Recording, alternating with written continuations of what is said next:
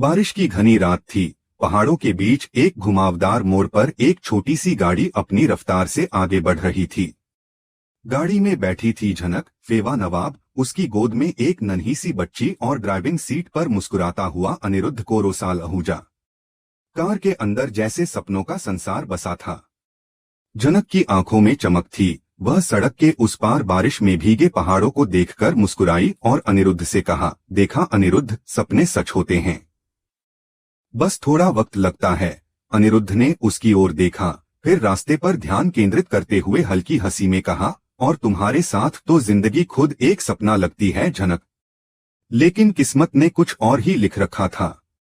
उसी पल अचानक एक ट्रक जो अपने ब्रेक फेल हो जाने के कारण नियंत्रण खो बैठा था, उनकी तरफ तेजी से बढ़ने लगा।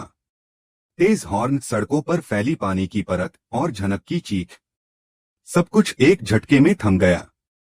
एक जोरदार टक्कर हुई और कार घाट के किनारे जा टकराई। पल भर में गाड़ी पलट गई, शीशे टूट गए, हवा में कांच के टुकड़े उड़ने लगे। गाड़ी का हर हिस्सा चकनाचूर हो गया। वक्त थम गया, सांसें जैसे रुक गईं। सब कुछ अंधकारमय हो गया। तेज बारिश अब भी गिर रही थी, लेकिन अब वह सिर्फ भीगती नहीं थी, रोती हुई प्रतीत होती थी। अनिरुद्ध ने आखिरी ताकत लगाकर झनक को पकड़ने की कोशिश की, लेकिन सब कुछ बहुत देर में हुआ। कार का हर कोना लहूलुहान था। झनक की गोद में उसकी नन्ही बच्ची थी, खून से सनी हुई, लेकिन वह रो रही थी, यानी वह जीवित थी।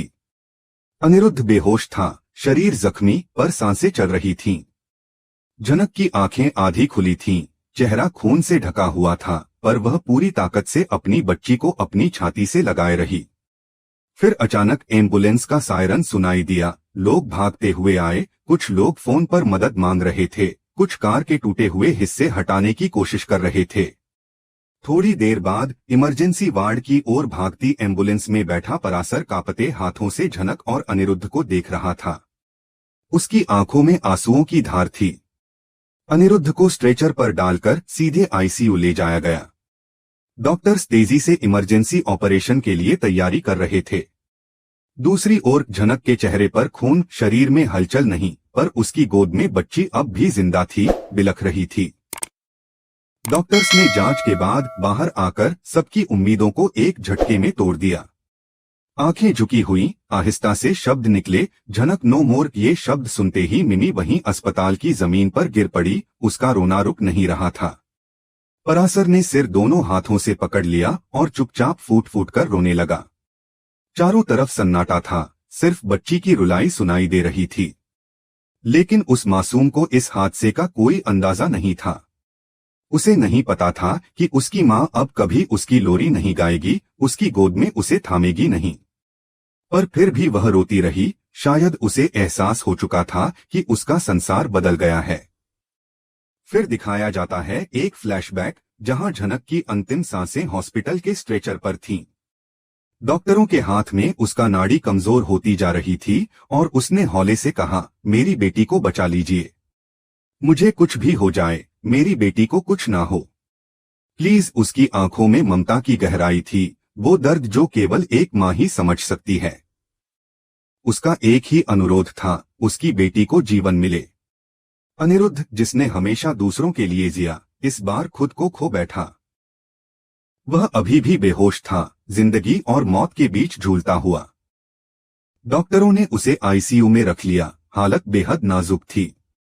परासर ने झनक की बेटी को अपनी गोद में लिया। उसकी आंखों से आंसू बहते रहे, लेकिन बच्ची अब चुप थी, जैसे उसने अपनी मां की अंतिम इच्छाओं को समझ लिया हो। झनक, जो एक समय खुद को अनचाहा समझती थी, आज अपने त्याग से एक ऐसी मिसाल बन गई थी जिसे भुलाया नहीं जा सकता। उसकी मौत ने एक जीवन को बचाया था। वह नन्ही बच्ची, जो आज भी मां की गोद की गर्मी को तरसेगी, लेकिन उसके अंदर उसकी मां की हिम्मत और ममता हमेशा जीवित रहेगी। ये कहानी थी एक मां के बलिदान की, उस झनक की, जिसने अपने आखिरी लम्हों में भी सिर्फ अपनी संतान की सलामती मांगी। डॉक्टरों के पास कहने को कुछ नहीं था, बस उनकी आंखों में भी नमी थी। परासर ने उस बच्ची को कसकर अपनी छाती से लगाया और कहा, तू ही अब हमारी झनक है, हमारी उम्मीद है। और इस तरह खत्म हुआ एक खूबसूरत पर दर्दनाक अध्याय, जहां सपनों का कारवां टूटा तो जरूर, पर उसके निशान एक नई शुरुआत की ओर इशारा कर रहे थे। झनक अब नहीं रही, पर उसका प्यार, उसका त्याग और उसकी बेटी उसकी सबसे बड़ी पहचान बन चुकी थी। मिमी ने उस मासूम सी बच्ची को अपनी बाहों में समेट लिया, जैसे वो उसे अपने दिल के सबसे करीब रखना चाहती हो।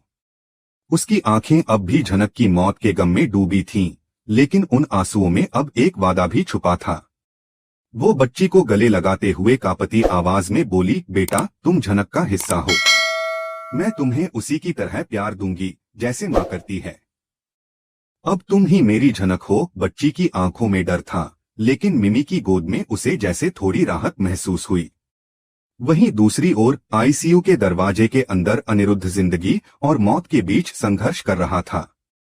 मॉनिटर पर उसकी हार्ट बीट लगातार गिर रही थी। डॉक्टर बार बार अंदर आते और एक ही बात दोहराते, मिस्टर अनिरुद्ध का ब्लड प्रेशर स्टेबल नहीं हो रहा है, ब्रेन में कंक्यूशन है, अगले 48 घंटे बेहद क्रिटिकल हैं। हर पल एक नई चिंता, हर सांस एक नई उम्मीद लेकर आती थी। मिमी दरवाजे के बाहर बैठी थी, लेकिन उसकी आंखों में सिर्फ आंसू नहीं, सवालों की बारिश भी थी। क्या अनिरुद्ध झनक के बिना जी पाएगा? क्या वह इस सदमे से उबर पाएगा? अगर अनिरुद्ध भी चला गया तो ये नन्ही बच्ची बिल्कुल अनाथ हो जाएगी। वक्त थम गया था, हर ओर बस इंतजार था किसी चमत्कार का। इसी दौरान झनक की अंतिम यात्रा की तैयारी शुरू हो चुकी थी। पूरे गांव में शोक का माहौल था। झनक, जो सबकी जान थी, अब सिर्फ एक याद बनकर विदा हो रही थी। उसकी अर्थी सफेद फूलों से ढकी हुई थी, बच्ची एक सफेद चादर में लिपटी हुई, जैसे किसी देवी का रूप हो। झनक की ममता का टुकड़ा अब उसकी आंखों के सामने था, लेकिन अब उसकी आंखें बंद थीं। गांव के हर कोने में सिसकियां गूंज रही थीं। इधर झनक की विदाई चल रही थी, उधर अचानक आईसीयू में मॉनिटर पर एक तेज बीप सुनाई देती है। हार्ट बीट बढ़ जाती है, मशीनें अलर्ट हो जाती हैं और डॉक्टर हैरानी में आ जाते हैं। अनिरुद्ध, जो अब तक बेहोशी में था, उसकी आंखें झपकती हैं। अचानक वह एक झटके में उठ बैठता है, जैसे किसी ने उसे भीतर से पुकारा हो। कैमरा जूम करता है उसके चेहरे पर, उस पल में जैसे पूरे ब्रह्मांड ने उसे झनक की आवाज सुनाई हो। वह बेहोशी से होश में आया, लेकिन वह पूरी तरह बेचैन था। जैसे ही उसे होश आता है, वह अपने आसपास देखता है, नर्स से झनक के बारे में पूछता है, और जब उसे पता चलता है कि झनक की अंतिम क्रिया हो रही है, वह एक पल भी नहीं रुकता। अपने घावों की परवाह किए बिना हॉस्पिटल से बाहर भागता है। लोगों की आवाजें, डॉक्टर की चेतावनियां, किसी की कुछ नहीं सुनता। उसके दिल में बस एक ही बात थी, झनक को एक बार फिर देखना, आखिरी बार। वो पहुंचता है वहां जहां झनक की अंतिम यात्रा रुकती है। उसकी आंखें जब झनक के चेहरे पर पड़ती हैं, वो वहीं घुटनों के बल बैठ जाता है। उसका कलेजा चीर जाता है। उसकी आंखों से आंसुओं की धार बहती है। वह कांपती आवाज में बोलता है, ये सब मेरी गलती है झनक। अगर मैं गाड़ी चलाते समय तुम्हारी तरफ न देखता, ध्यान से ड्राइव करता तो शायद हम सब जिंदा होते। तुम आज भी मेरे साथ होती। वो अपनी बातों में उलझता है, खुद को कोसता है, खुद को उसी सिचुएशन में फिर से लाकर अपनी किस्मत को बदलने की कोशिश करता है। लेकिन उसी वक्त परासर वहां पहुंचता है और अनिरुद्ध को संभालता है। उसे झंझोड़ता है, अनिरुद्ध, अब तुम्हें टूटने की इजाजत नहीं है।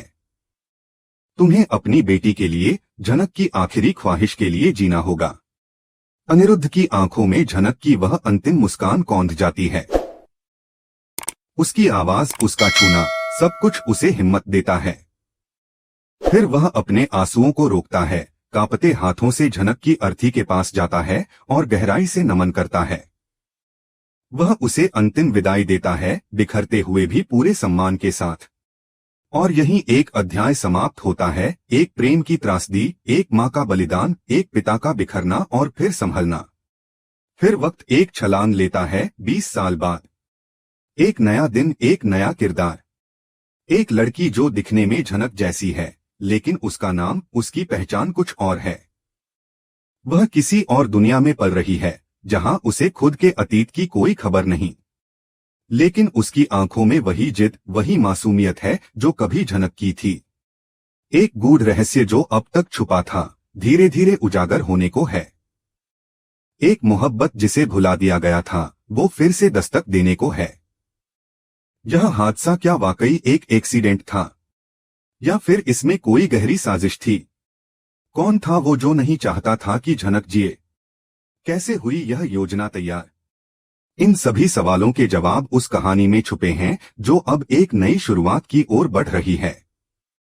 वही बच्ची जो कभी झनक की गोद में थी, अब बड़ी हो चुकी है। उसकी दुनिया में झूठ और सच्चाई की लकीरें अब धुंधली होने लगी हैं। क्या वह जान पाएगी कि वह कौन है? और क्या फिर से वह अनिरुद्ध को पाएगी? यह शुरुआत है उस नए सफर की जो अधूरी मोहब्बत को फिर से मुकम्मल करने निकला है। झनक खत्म नहीं हुई है, वह बस एक रूप में चली गई है। उसकी रूह अब भी जिंदा है, उस बच्ची में, उस मोहब्बत में, उस अधूरे वादे में।